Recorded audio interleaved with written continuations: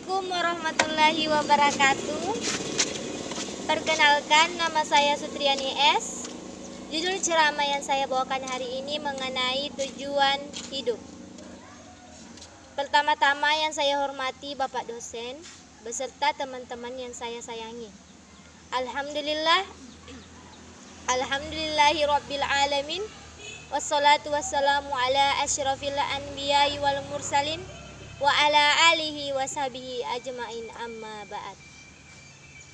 Kaum muslimin dan muslimat yang dirahmati oleh Allah Subhanahu wa ta'ala, seseorang yang ketika keluar dari rumahnya, dia pasti memiliki tujuan kemana dia akan melangkah.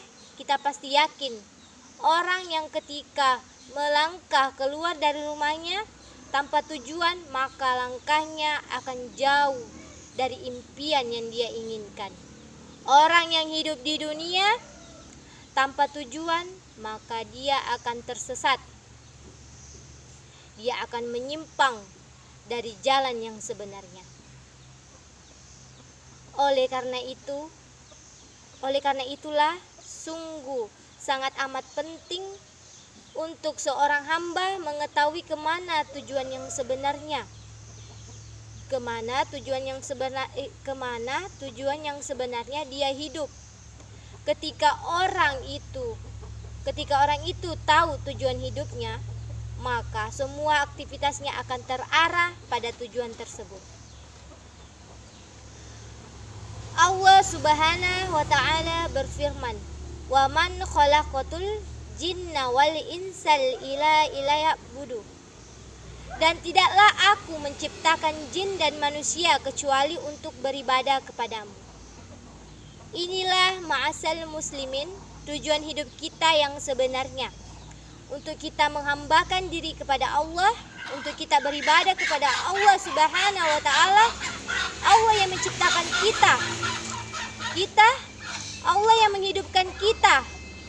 Dan Allah telah mengatakan bahwasannya tujuan menciptakan kita untuk kita beribadah kepada Allah Subhanahu wa ta'ala.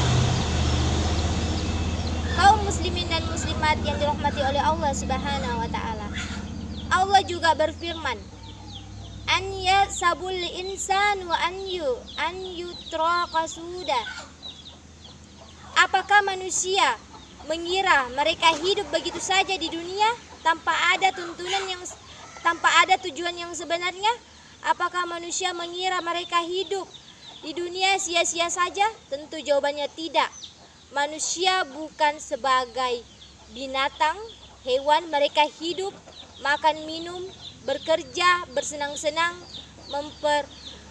melampiaskan syahwatnya, kemudian mati begitu saja. Tidak. Manusia lebih mulia daripada itu semuanya. Manusia Allah ciptakan dengan hikmah yang sangat mulia, yaitu untuk beribadah kepada Allah Subhanahu wa ta'ala. Dan dengan rahmat dan kasih sayang Subhanahu wa ta'ala, Allah ketika memberitahukan kepada manusia tujuan hidupnya untuk beribadah kepada Allah Subhanahu wa ta'ala atau beribadah kepadanya, Allah pun memberikan rambu-rambu, memberikan aturan kemana dia atau dengan apa dia beribadah kepada Allah Subhanahu wa ta'ala. Syekhul Islam Muhammad Tamimi rahmatullah berkata, Anna laha khalaqatana wa razaqana walam yatrukna hamalan. Allah yang menciptakan kita, Allah yang memberikan rezeki kepada kita, namun Allah tidak membiarkan kita begitu saja. Allah tidak membiarkan kita hidup sia-sia di muka bumi ini. Bar arsala ilaina rasulah. Bahkan Allah mengutus kepada kita seorang rasul. Faman ata'ahu dahu khalal jannah. wa man asadahu khalannar. Barang siapa yang menaati Rasul, dia akan masuk ke dalam surga. Dan jika ia menyelisih Rasul, maka ia akan masuk ke dalam api neraka. Nauzubillahi min dzalik. Inilah masal muslimin rahimakumullah.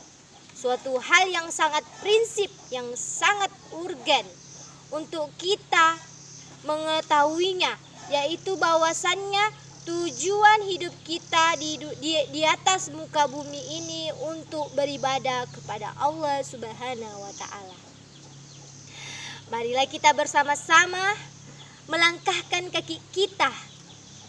Tujuan yang satu, yaitu beribadah kepada Allah Subhanahu wa taala. Marilah kita bersama-sama melangkahkan kaki kita untuk kita menelusuri jejak Rasulullah Shallallahu Alaihi Wasallam dalam kita beribadah kepada Allah Subhanahu wa taala. Semoga Allah Subhanahu wa taala mengakhiri hidup kita dengan husnul khotimah. Amin ya rabbal alamin. Sekian dari ceramah singkat saya, semoga bermanfaat bagi kalian semua. Saya akhiri dengan ucapan wabillahi taufiq walhidayah. Wassalamualaikum warahmatullahi wabarakatuh.